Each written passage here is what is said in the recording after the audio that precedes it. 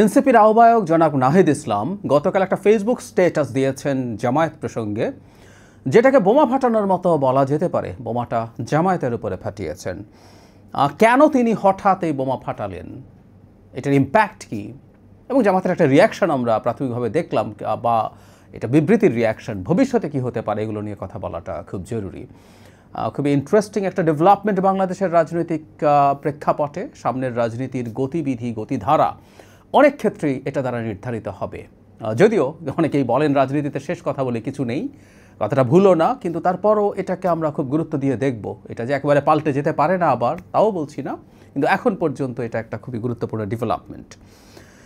জনাব নাহিদ ইসলাম যে বক্তব্যটা, স্ট্যাটাসটা দিয়েছেন ইংরেজিতে, হুইচ ইজ ভেরি ইম্পর্টেন্ট। উনি ইংরেজিতে স্ট্যাটাস দিচ্ছেন, মানে হচ্ছে তার টার্গেট অডিয়েন্স বিদেশিরাও আছেন, দেশের মানুষ তো আছেনই, বিদেশিরাও আছেন। তারা বিদেশিদেরকে জামায়াত সম্পর্কে তিনি জানাতে চাইছেন।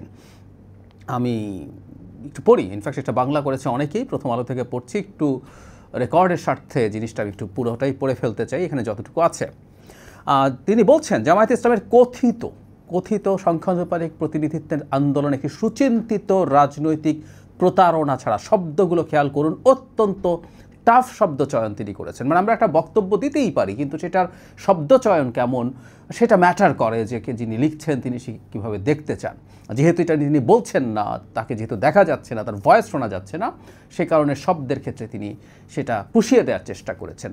রাজনৈতিক সুচিন্তিত, কথাগুলো খেয়াল করি, মানে এটা একেবারে পরিকল্পিত এবং সুচিন্তিত রাজনৈতিক প্রতারণা ছাড়া কিছু নয় বলে মন্তব্য করছেন তিনি বলেন, ঐক্যমত্য কমিশনের সংস্কার প্রক্রিয়া এবং জাতীয় সংলাপকে গণ অভ্যুত্থানের আলোকে সংবিধান ও রাষ্ট্র পুনর্গঠনের প্রকৃত প্রশ্ন থেকে ভিন্ন দিকে সরিয়ে নেওয়ার লক্ষ্যে পরিকল্পিতভাবে এটা তোলা হয়েছে। মানে পিআরের কথা, লোয়ার হাউসের পিআর। সংবিধানের একটি সুরক্ষা হিসেবে ভোটের আনুপাতিক প্রতিনিধিত্বের ভিত্তিতে উচ্চকক্ষ প্রতিষ্ঠার বিষয়টি মৌলিক সংস্কারের অন্যতম দাবি ছিল বলে উল্লেখ করেন নাহিদ ইসলাম। তিনি বলেন, আমরা এই ধরনের মৌলিক সংস্কার এবং বৃহত্তর জাতীয় ঐক্যের ভিত্তিতে জুলাই সনদের আইনি কাঠামো তৈরি করার জন্য একটি আন্দোলন গড়ে তুলতে চেয়েছিলাম, কিন্তু জামায়াত এবং তার সহযোগীরা, খেয়াল করি, জামায়াত এবং তার সহযোগীরা এটা ছিনতাই করেছে। তারা একে একটি কাঠামোগত পিআর বিষয়ের মধ্যে সীমাবদ্ধ করে ফেলেছে এবং এটাকে তাদের ক্ষুদ্র দলীয় স্বার্থ উদ্ধারের জন্য দর কষাকষির একটি হাতিয়ার হিসাবে ব্যবহার করা হয়েছে। খুবই ইন্টারেস্টিং, ক্ষুদ্র দলীয় স্বার্থ উদ্ধারের জন্য দর কষাকষির একটি হাতিয়ার। ঘটনাচক্রে জামাত এগুলো কেন করছে বলে তার দলীয় স্বার্থ ব্যাপার আছে বলে আমি ধারণা করছিলাম। জামায়াতে ইসলামী জুলাই অভ্যুত্থানের আগেও পরে কখনোই সংস্কার আন্দোলনে যুক্ত হয়নি বলে অভিযোগ করেন নাহিদ ইসলাম। তিনি বলেন, তারা কোনো কার্যকর প্রস্তাব দেয়নি, কোনো সাংবিধানিক দৃষ্টিভঙ্গি উপস্থাপন করেনি এবং গণতান্ত্রিক প্রজাতন্ত্রের প্রতি কোনো অঙ্গীকারও দেখায়নি। তিনি আরও সমালোচনা করে বলেন, ঐক্যমত্য কমিশনের অধীনে সংস্কার বিষয়ে তারা আকস্মিক যে অনুমোদন দিয়েছে সেটা সংস্কার আকাঙ্ক্ষার ফল নয়, বরং খেয়াল করি আমরা, একটি কৌশলগত অনুপ্রবেশ, সংস্কারবাদের ছদ্মবেশে একটি রাজনৈতিক নাশকতা। মানে তারা যে সাইন করেছে এটাকে রাজনৈতিক নাশকতা বলছেন। নাহিদ বলেন, আজ বাংলাদেশের জনগণ এই প্রতারণা স্পষ্টভাবে বুঝে গেছে। তারা সত্যের পক্ষে জেগে উঠেছে আর ভুয়া সংস্কারবাদী বা ছলনাকারীদের দ্বারা প্রতারিত হবে না। খুবই টাফ সব কথাবার্তা। আল্লাহ এ দেশের সার্বভৌম ক্ষমতার অধিকারী, আল্লাহ ও এ দেশের সার্বভৌম ক্ষমতার অধিকারী জনগণ কখনোই অসৎ, সুযোগ সন্ধানী এবং নৈতিকভাবে দেউলিয়া শক্তিকে তাদের শাসন করার সুযোগ দেবে না বলে মন্তব্য করেন নাহিদ ইসলাম। মানে এর চেয়ে কঠোর কোনো শব্দ চয়ন হতে পারে না। আমি নাহিদ ইসলামের বক্তব্যটা কেন সেটা ধরে ধরে আলোচনা করব। তার আগে জামায়াতের প্রতিক্রিয়া যদি একটু বলি। নাহিদ ইসলামের বক্তব্যকে অস্পষ্ট ও বিভ্রান্তিকর বলছেন তারা একটা বিবৃতি দিয়ে। জামায়াত নেতা এহসানুল বলেন, সামাজিক যোগাযোগ মাধ্যম ফেসবুক স্ট্যাটাসে জাতীয় নাগরিক পার্টির আহ্বায়ক নাহিদ ইসলাম বাংলাদেশ জামায়াত ইসলামের অন্যতম দাবি পিআর তা অস্পষ্ট বিভ্রান্তিকর। মানে অস্পষ্ট কিভাবে আমি আসলে জানি না। নাহিদ এত চাঁচা ছোলাভাবে বক্তব্য দিয়েছেন, এটা অস্পষ্ট হওয়ার কোনো কারণ নেই। তিনি ইয়ার দাবিকে যে মন্তব্য করেছেন প্রতারণামূলক রাজনৈতিক কৌশল, তা সর্বৈব মিথ্যা ও দুঃখজনক। কি বোঝাতে চাচ্ছেন, আমাদের কাছে বোধগম্য নয়। জামাতের ক্লাস লাগবে, জামাত কেন এটা বোধগম্য নয় বলছেন আমি জানি না। খুবই স্পষ্ট, মানে কোনো রাগঢাক নেই, এতটা স্পষ্টভাবে বক্তব্য তিনি দিয়েছেন। তারপর বলছেন তার কাছে এই ধরনের বালখিল্য বক্তব্য জাতি আশা করে না, তারাও পাল্টা একটু কঠোর হওয়ার চেষ্টা করেছেন। আমি আর খুব বেশি যেতে চাইছি না, মূলত তারা এটাকে প্রটেস্ট করেছেন। এখন নাহিদ ইসলামের যে বক্তব্য সেটাকে একটু ধরে ধরে যদি করি, প্রথম প্রশ্ন হচ্ছে আমি কি মনে করি নাহিদ ইসলামের এই বক্তব্য কি সঠিক? আমার উত্তর হচ্ছে আমি সঠিক বলে মনে করি। আমি এই কথাগুলো আমি নিজে দীর্ঘদিন থেকে বলছিলাম। তাহলে প্রশ্ন, যারা নাহিদ ইসলামকে হঠাৎ করে এটা বুঝতে পারলেন, জামায়াতে ইসলামী আমি খেয়াল করেছি পিআর নিয়ে, লোয়ার হাউসের পিআর নিয়ে বেশ কঠোর অবস্থান নিতে শুরু করেছে জুন মাসের তৃতীয় সপ্তাহের দিক থেকে।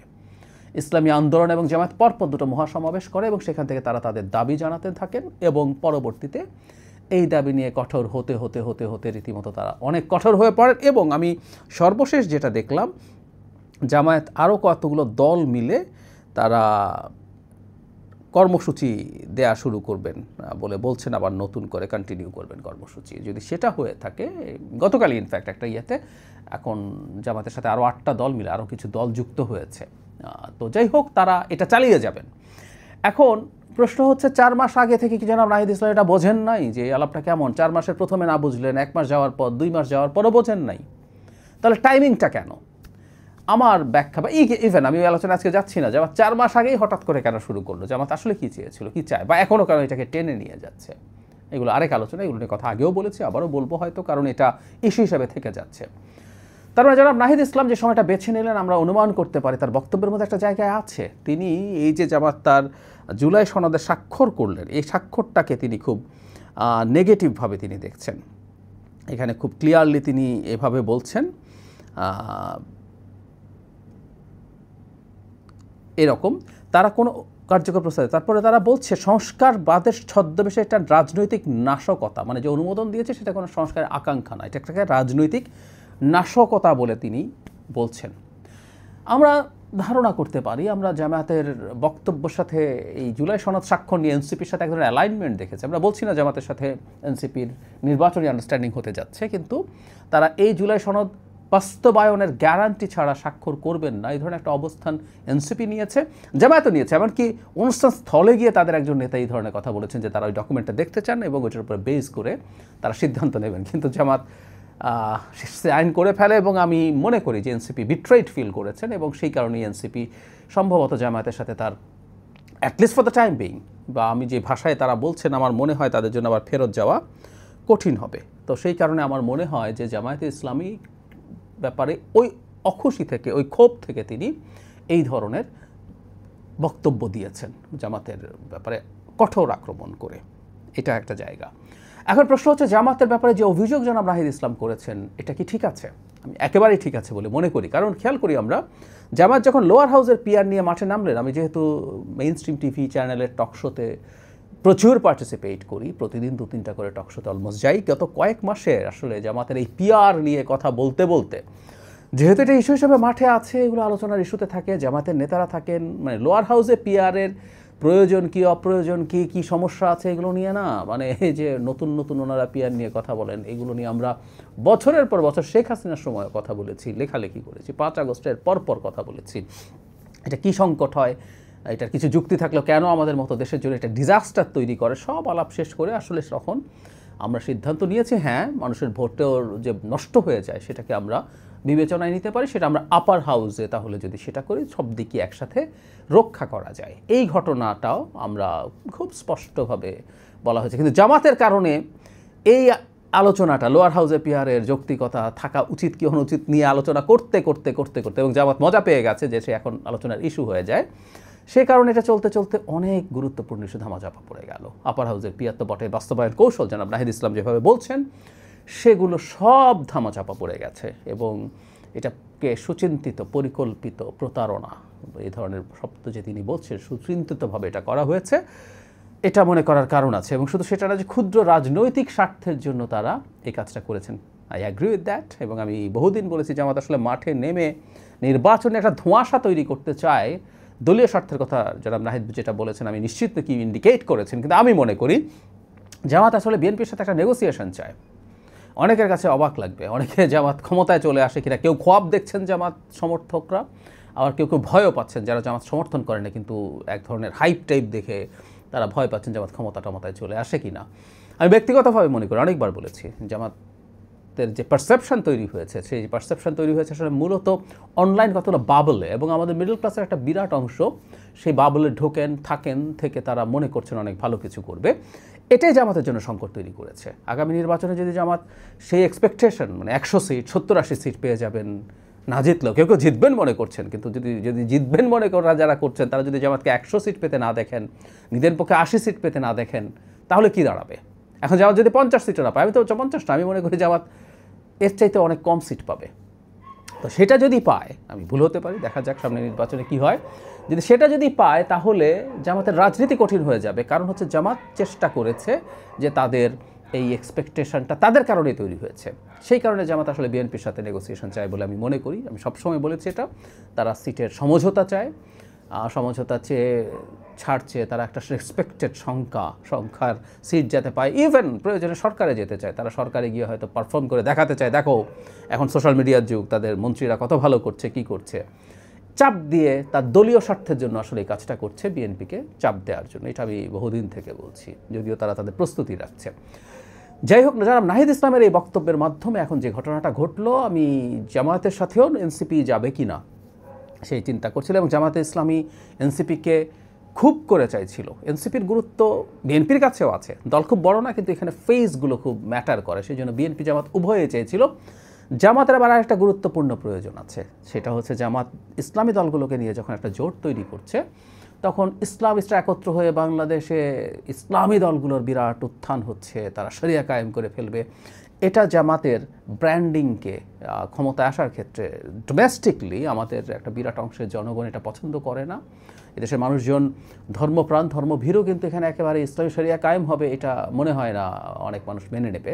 একই সাথে গ্লোবালি একটা বিরাট সংকট জামাতের আছে। সেই জন্যই আমরা দেখেছি জনাব তাহেরকে রীতিমতো শ্রীরাধা দত্তের কাছে বলতে হয়েছে যে তারা শরিয়া কায়েম করবে না, কিন্তু যখন জোটটা এক্সক্লুসিভলি ইসলামিস্টদেরকে নিয়ে হবে, তখন কিন্তু প্রশ্ন আসবে। এবং সেই কারণেই এনসিপি যদি থাকে, তাহলে ফেইস তো আছেই, তার মধ্যে একটা মধ্যপন্থী দলও তার জোটের মধ্যে আসছে, এগুলো তার সুবিধা হতো। কিন্তু এই স্ট্যাটাসের পর আমরা ধারণা করতে পারি, বা আমরা এই বিশ্লেষণ করতেই পারি, অ্যাটলিস্ট এই নির্বাচনে জামায়াতের সাথে এনসিপির যে ঐক্য হওয়ার সম্ভাবনা ছিল বা সমঝোতা হওয়ার সম্ভাবনা ছিল, সেটা নষ্ট হয়ে গেল।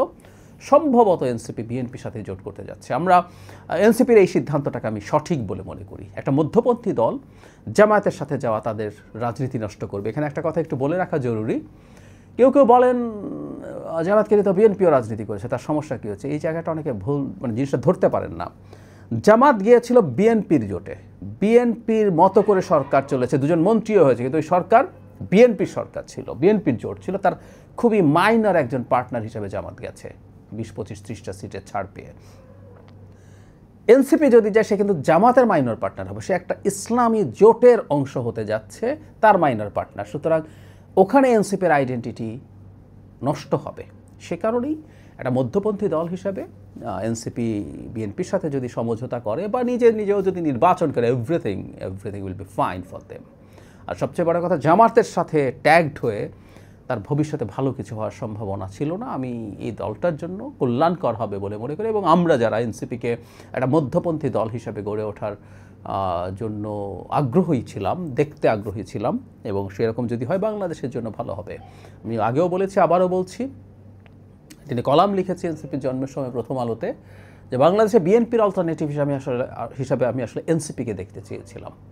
বিএনপির অল্টারনেটিভ আওয়ামী লীগও মনে করি না, এবং কোনো ইসলামিস্ট দলও মনে করি না, কারণ মাই চয়েস, আমি একজন সেন্ট্রিস্ট মানুষ। আমি বাংলাদেশে কোনো ডানপন্থী আইডেন্টিটি পলিটিক্স করা রাজনৈতিক দল খুবই পাওয়ারফুল হয়ে উঠুক, এটার বিরুদ্ধে আমার অবস্থান আছে। সো এনসিপির এই সিদ্ধান্তটা ভালো হয়েছে, দেরি হয়েছে, কিন্তু ভালো হয়েছে বলে আমি মনে করি। এটা তাদের ভবিষ্যৎ রাজনীতির জন্য সহায়ক হবে, এটা মোটামুটি নিশ্চিতভাবেই বলা যায়।